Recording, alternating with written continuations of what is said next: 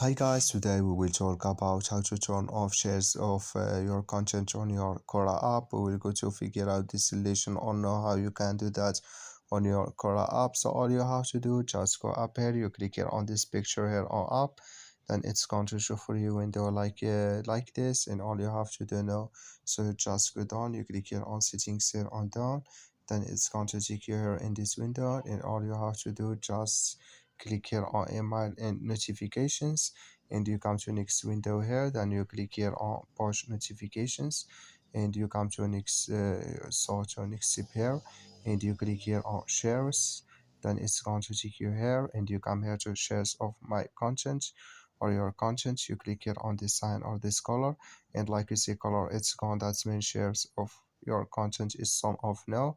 I wish know you are great. That's also just follow these ways and it's going to work with you. Thank you for your watching. Don't forget to support us by like and subscribe.